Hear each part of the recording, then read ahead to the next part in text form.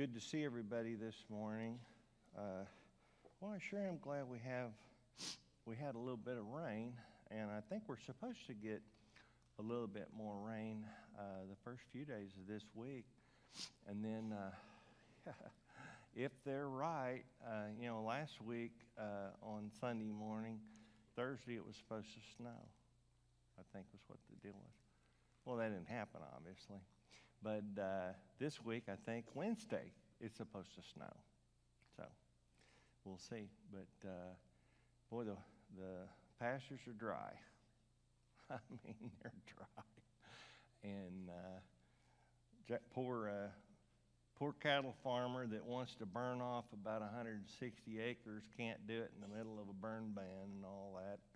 And I got to get it burned off, and I got to get it tilled in, Max, so that I can have some good spring clover on one pasture, and thinking I'm going to put hairy vetch with my Bermuda grass on the other one to have a cool and warm season combination. So a little bit of rain would help. This week, what we're going to do is we're going to finish up the lesson plan that we've been looking at over the last several weeks. And then next week, I'm hoping to, as our final class, I'm hoping to be able to kind of recap where we've come from through this study and talk about the authority in religion, the authority in the church, the authority of individuals in the church, the authority of God over all mankind.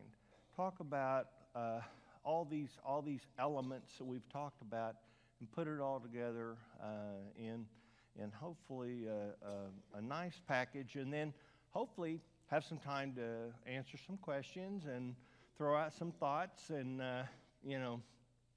maybe even talk about where would we go from here if we were to pursue a follow-on study to something like this, because this is something very unique. As I said, I've never been in a class quite like this, certainly never taught a class quite like this, so hopefully it's been something that's been of benefit to you. Today we're going to talk about what it looks like as far as the church's mission and its work, and what should the church be doing. Before we get to that, I'm going to do a little bit of recap here. The teacher says in Ecclesiastes, "Fear God and keep His commandments. It's the whole duty of man." So with that said, what are we supposed to do as the church? Well, we're obviously supposed to worship God. And we talked about what we do when we worship God. We talked about what God wants from His people in their worship of Him. So we're supposed to worship God. I think fear God, give reverence to God. Worship is the ultimate sign of reverence to God. Really, that's not exactly true. Obedience and reverence together are the ultimate worship to God. And then we have elements of worship that we talked about. We talked about that we as a church should fellowship. We need to be together. We need to get together so that we can be able to encourage one another. We can be able to lift each other up. We're going to talk about that role a little bit today. But Christians need to be with Christians. They need to be there on a frequent basis. In the beginning of the church, they were very frequent in that particular aspect. They met day to day, house to house, right? And so we need to be with Christians. So fellowship is obviously a key part of what the church mission, quote unquote, is. We talked in pretty great detail, I hope, about discipleship. We are to disciple new converts. The Great Commission says, go and make disciples. Sometimes in our minds, we think that the Great Commission is go and baptize. Would you agree? I mean, have you seen evidence of that? Ricky's shaking his head. I've seen a lot of evidence of that. We as far as evangelism, personal evangelism, we go out and we teach and we teach and we teach, and they become a Christian, they're baptized, and within 4 weeks, we pretty much say, well, okay, you've got the book. Come on Sunday night, and Wednesday night. Get plugged into something, and we move on to the next one. But the Great Commission is talking about discipling, which means to come alongside somebody and to walk with them through their journey. And so discipleship is a key part of the role of the church. And I hope we've talked, in pretty good detail about that in what we've mentioned. Today we're going to talk about ministries a little bit and the role of ministries in the church, how that pertains to the role of the church in society. And then we're going to talk about evangelism. Because evangelism is the number one mission of the church. That's what the church is about fundamentally, is evangelizing the lost to where they can become a member of God's church.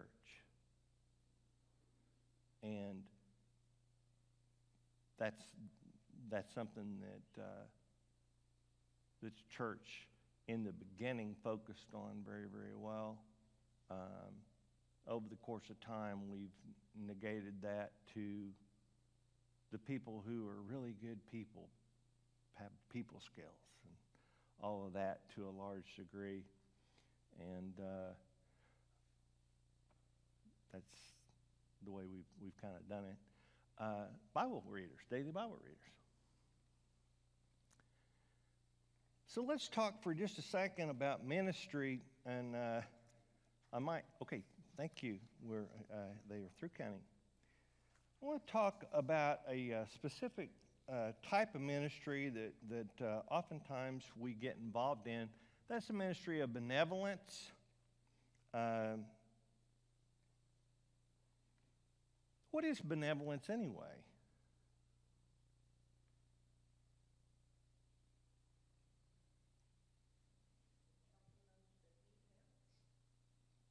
Helping those who need help, okay? Helping people that need help. Well, who are these people?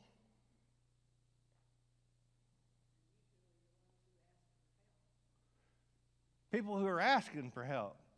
Well, I've noticed, and this might just be me, but I've noticed that there's a whole lot of people out in society who are asking for help but are unwilling to help themselves based on just evidences of their lifestyles and the way that they, approach those who are trying to help, quote, help them, be benevolent to them, all of that. I'm not saying that we should judge people. That's not my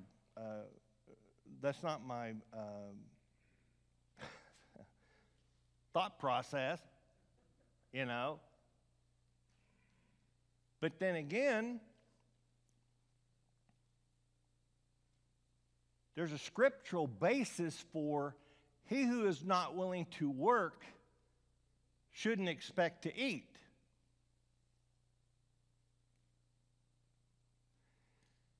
And I think that ties into this concept of stewardship of what God gives us. Now,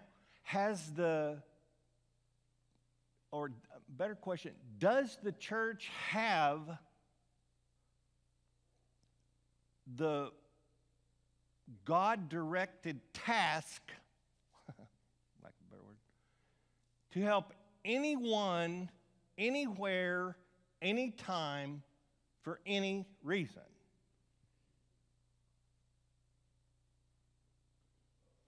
Okay, we start. Okay. Okay, for any reason, we'd say no. So the spigot was wide open. Hey, look, if you come and you say you need something, well, then we're just going to give it to you. No, that's not. Well, yeah, okay, and I wasn't really meaning somebody that's wanting to sin or something. I'm talking about people who it's not a sin thing, but then again, they know that and see, I have to be careful because I don't want to step on anybody's feet or make anybody feel or alienate anybody or any of that kind of thing. But if a person drives through the food distribution in a $100,000 car, wearing flashy clothes, flashy jewelry, all that kind of stuff, and they say, I heard y'all are giving out the free food.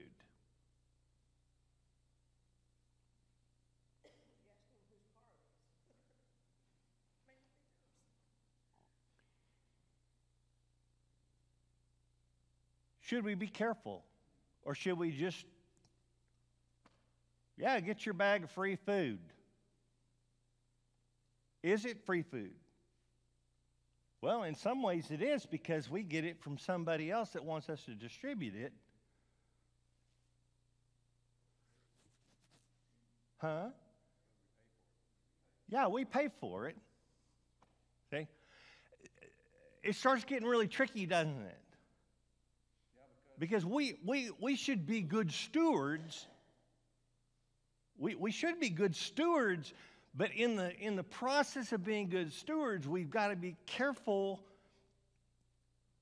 that we don't inadvertently judge somebody in a way that we say, well, We've got to protect our people that are giving the funds. There you go.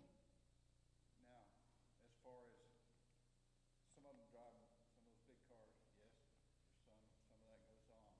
Sure. But in other cases, sometimes they bring others to pick up food. That's a great point, Bob.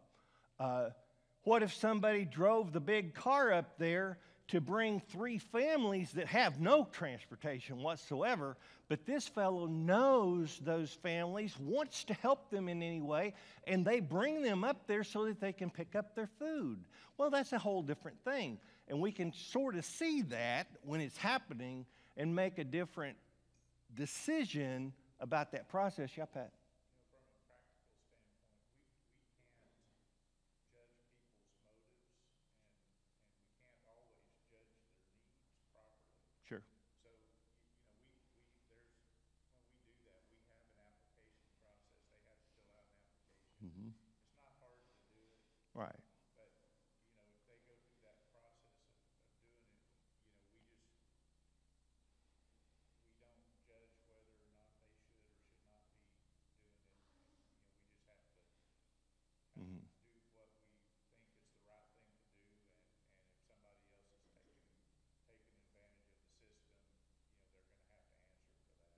Yes, and I've approached it that way a lot too. You know, sometimes you'll see people on the side of the road. Let me just finish this real quick.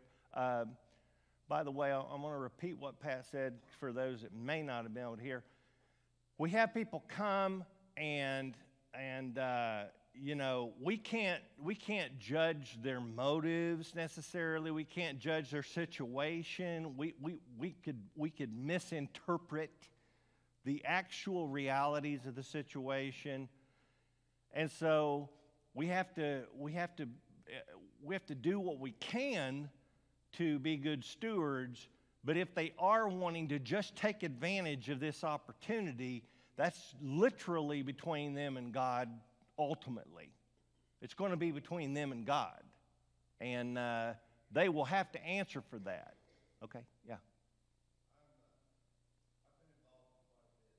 other congregations. I will say this, I'm quick to judge if I get a bad feeling about somebody. I'm thinking, you're here trying to rip us off on whatever you work in the system. Sure. I will say, hands down, without question, the elders here have always said, we'd rather be judged for giving too much Sure. than for denying somebody what we say. You bet. You bet. What Gene said was, we need to, you know, and we all have this. When people approach us about needs and all that kind of stuff, there's just this little thing that starts happening inside of us where we get this little sneaky feeling kind of thing going on, a little bristly thing going. Your hairs go up on the back of your neck. You're like, something about this doesn't quite sound right, feel right. You know, it just doesn't seem right or anything. Well, then we could take an opportunity to maybe question the situation a little bit more and clarify, and then be able to minister based on knowledge versus just pure emotion-driven type of response. Yeah. You know, I used to, with our food distribution, be concerned that people were taking advantage of the system. Mm-hmm. They come here and they get food, they go to Shawnee and get food. Mm-hmm. You know, and when they put in the new one at Shawnee, Pam and I went up and visited, and I sat down with the manager of it. And Right. I expressed my concern about, you know, hey, they probably come to us and get food, probably come to. He said, well, you know, Ricky, I don't think any of these people are doomsdayers. I don't think they're hoarding Right. lots of food into their house. Right. They come and get food from me, and they come and get food from you because they need it. Sure. And that really changed the way I thought about it. Yeah. You know, Yeah. they're not taking advantage of the system because they can take advantage of the system. Normally they're coming and getting it because they need it. So if they come and get food here and then they go to Shawnee and get food, okay. Yeah. Yeah. And I kind of agree with that. I mean, what y'all have said is in line with my perception of the situation. Why do I kind of, you know, bring this idea up?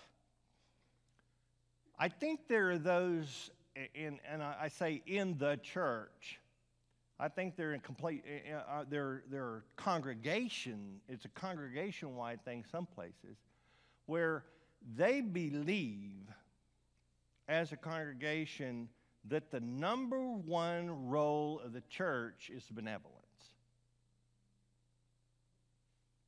That's what they believe. And so what they attempt to do is to be all to everyone and give help to anyone who says they have a need, and, you know, basically, and this is what's sad,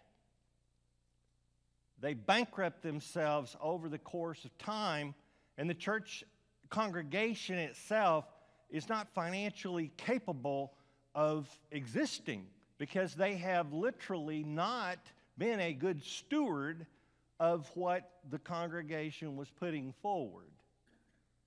And they disappear.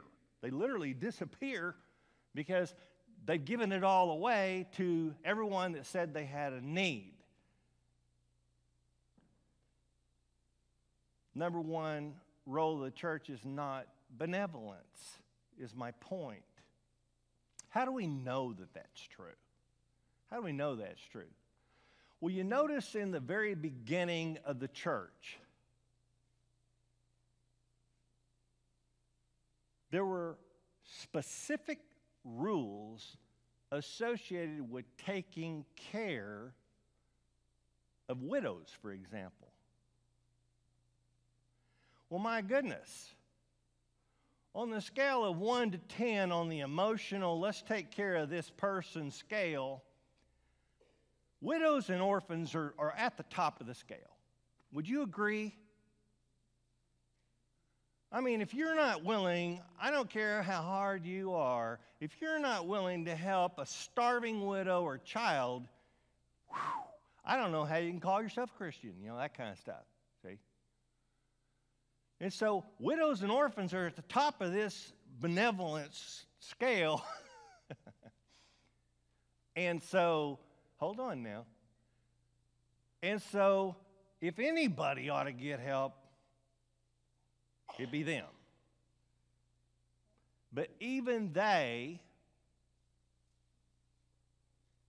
had to fall under certain criteria, certain age, certain family relationships,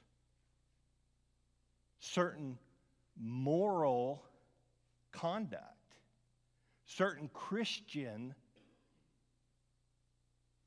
work obligations, ministry obligations. Then they would get the support, the financial support to take care of their needs.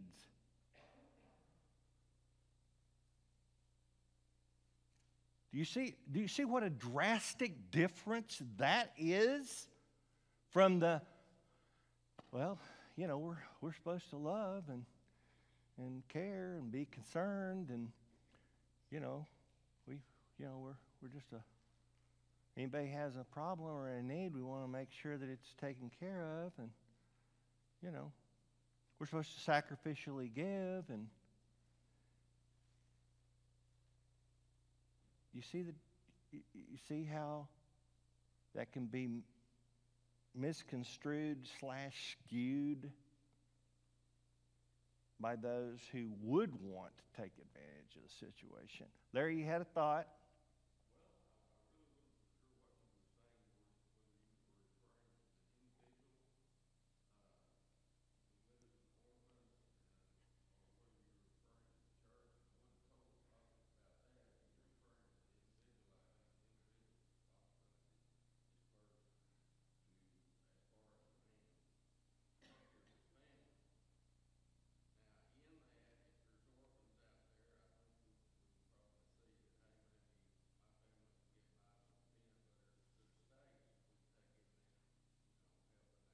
Sure.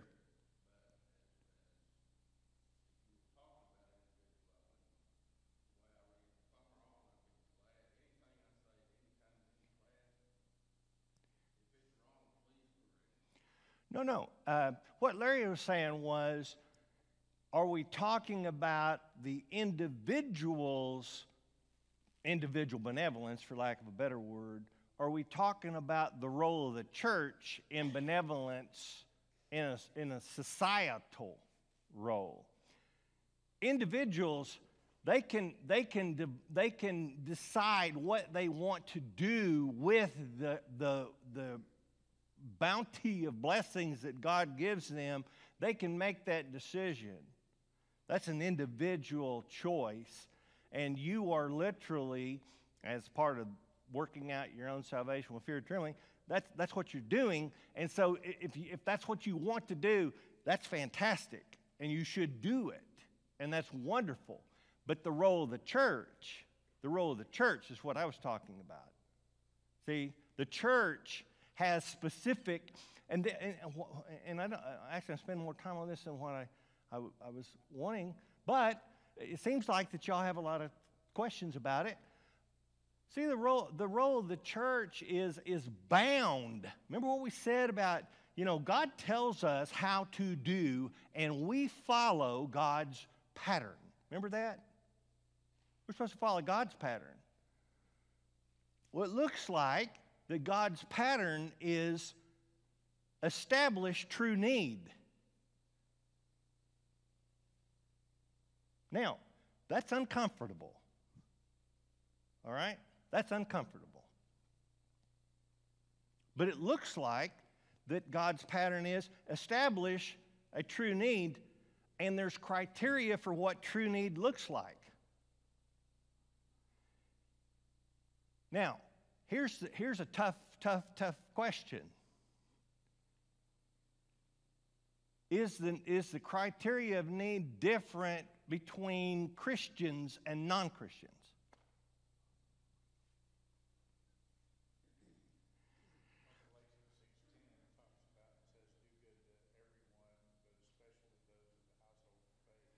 Okay, fantastic.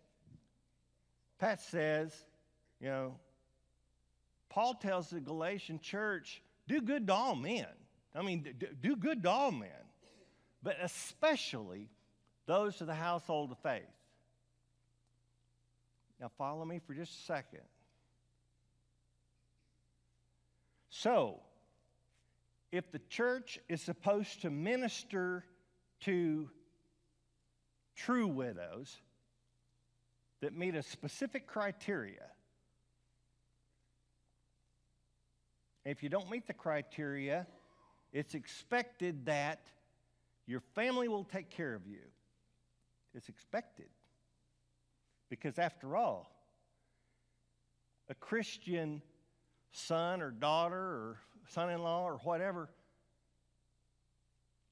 is supposed to step up and take care of their widowed parent.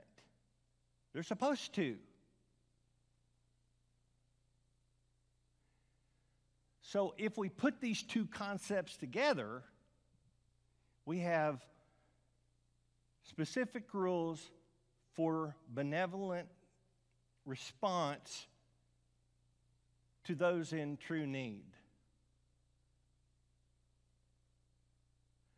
Do good to all men, but especially those of the household of faith. Do you see where we're going with that? So a non-Christian would have to meet even more strict guidelines for that level of benevolence, or at least meet that guideline. If we're talking do good to all men, but especially those of the household of faith. There's a higher standard for those that are non-Christians to get benevolence than for a Christian. It appears. It appears. Now, I'm going to let you bubble that for just a minute because I want to move on to another point. And this is what's really, really neat. This is actually working very, very well. We have another week. We have another week. And so we get to present some more information. You get to go home all week long and go, I don't know if I necessarily agree with what he said right there. I don't know if I necessarily believe what he had to say right there. I think I'm going to search my scriptures daily now for this next week to sort this thing out. And if I sort it out, I'm going to bring it up to Jason. And you know what Jason's going to say? I really appreciate what you did there. I really, really appreciate what you did there. Because I've tried to study a lesson. I've tried to prepare a lesson. I'm trying to present a lesson, but I don't know if I'm necessarily speaking the oracles of God. I'm trying to. But what's really going to be neat is you guys get a whole week to go home, go, Okay, just a thought. Let's talk here about the work of evangelism. Since I've stated that I believe evangelism is the number one responsibility / duty of the church based on the Great Commission. And here's how this kind of plays out. Since mankind is lost in sin, according to Romans 3:23, and the gospel is the only power to save them, Romans 1:16. God wants the gospel preached We know numerous examples in Scripture. Mark 16:15 is an example of that. And is given the obligation to the church to share the manifold wisdom of God by the church. The church is to share the manifold wisdom of God. So the church's marching orders basically are to evangelize, Matthew 28, 19, and 20. To evangelize. Part of evangelizing is discipling and baptizing. Discipling and baptizing. That's evangelism. They established, the local church was established. The local church then sent evangelists out to preach the gospel to other locations and to establish the church in those areas. That's what they did. They raised funds to do that because they helped Paul to be able to minister, different congregations supported Paul financially so that he could go to areas and establish congregations of the church. Now, did they also send benevolence? Well, yeah, sometimes they did. Sometimes they did. But the mission there was Paul's going somewhere to preach the gospel, and since he's going, let's let him take benevolent funds to help the Christians in that area that are suffering, along the way that are suffering.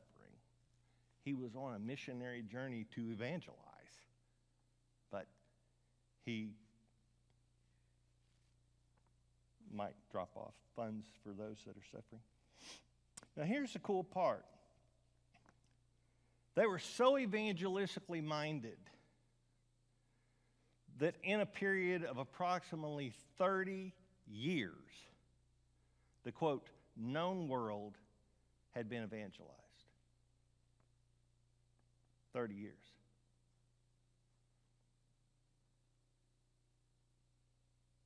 Now, were all the hungry fed? No. Were all the spiritually hungry fed? Kind of sounds like they made a really good effort at that. Because they'd preach the gospel, and it didn't really matter whether you were rich or poor. You could receive the gospel, and when you received the gospel, it seemed that those people who had received the gospel went and evangelized others. And it spread like wildfire. How come?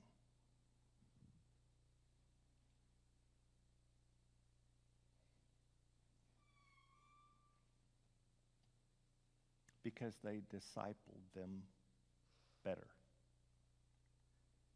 Now, how can that possibly be? Some of us have been sitting in the pew for over 30 years. Some of us have been sitting in the pew for over 30 years, and to our knowledge, save our kids, we've not discipled or had one person come to the Lord. Now, I'm not criticizing. Please understand, I'm not criticizing.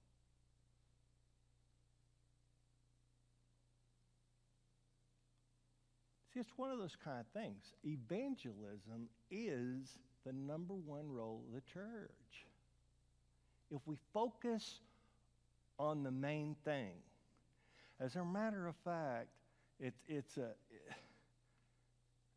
I think it's an accepted concept across every kind of leadership and management and personal growth and all that kind of stuff. It is a biblical concept too. What you focus on expands. The thing you focus on expands. That's what grows. What you focus on grows. That's why if you focus on sin, sin grows. But if we focus on evangelism, evangelism will grow. It becomes the norm. We grow in evangelism. And that's hopefully what we are working on, building godly homes. We're teaching that next generation about God, but then also how to tell their friends and their neighbors and everybody else how to become a Christian.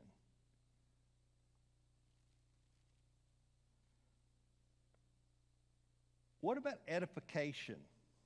We hear this word used. What is edification anyway?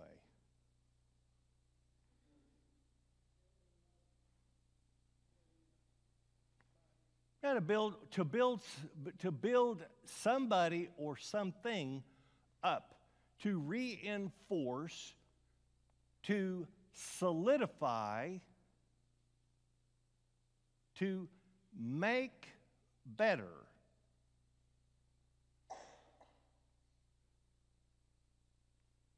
Edification. This was another thing that was so important in the early church that Paul spoke to it directly in 1 Corinthians chapter 14 when they were arguing about spiritual gifts and what's the great spiritual gift, and boy, if I can do this is a better gift than your gift. I got a better gift. So God must think more highly of me than he thinks of you because I got this when you got that one. Silliness, just total silliness. And Paul said, I think you're getting this, confused. The only thing that matters with respect to all of that is, can you use what you've got to build somebody or the congregation or the church up? That's all that matters. Because if all you can do is use it and have people say, boy, Bob, you're gifted, man. You are gifted. What benefit is that to the church? As a matter of fact, it becomes a stumbling block. And so, everything that was done by the church was directed toward edification, building up, making the church stronger. That's all that mattered. So,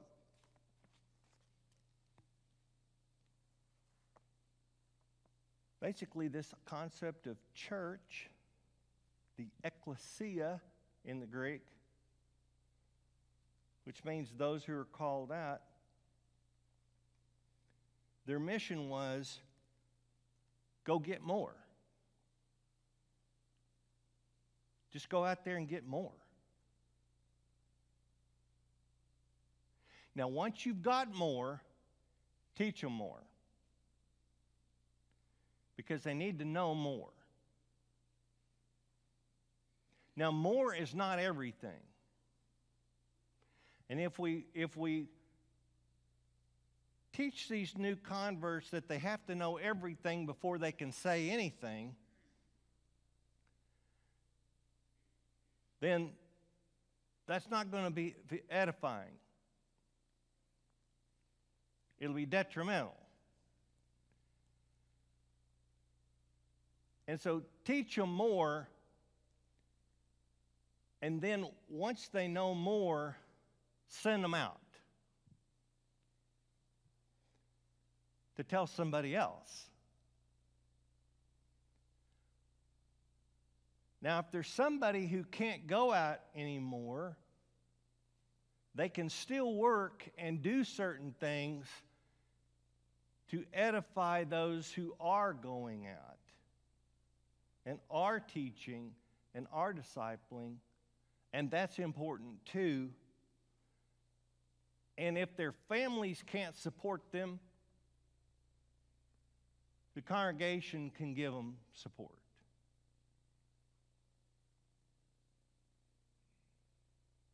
But they need to be actively engaged in whatever they can be, whatever their physical limitations allow them to be,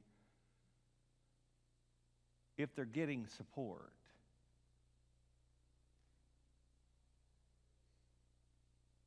What do you think? Does that make any sense? Now here's the question. Is that what Highland Church of Christ looks like?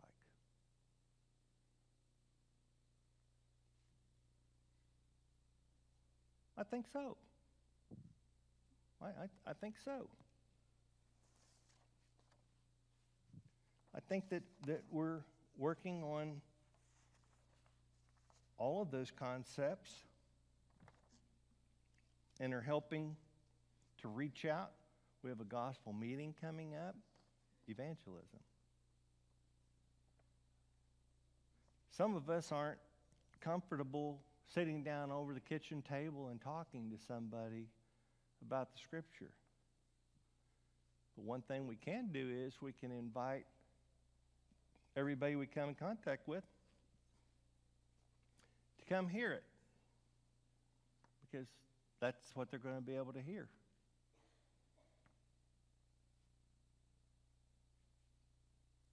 We're sowers. We throw the seed. We don't make the seeds grow. We just throw out the seeds. Sometimes we water.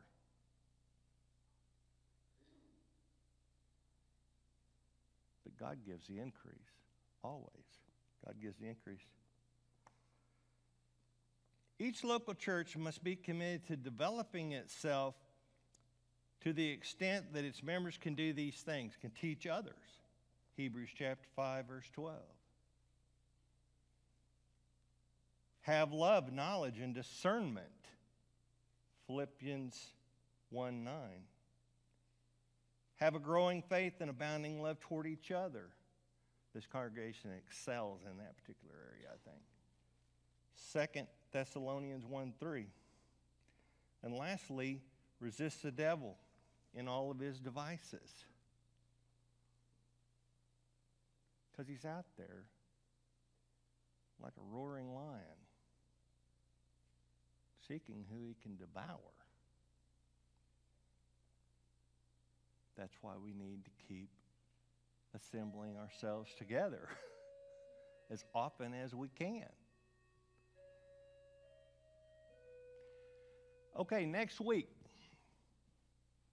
everybody's going to come back and they're going to have their book, chapter, verses ready to go. Okay, Jason, I've given a lot of thought to this, and that's fine.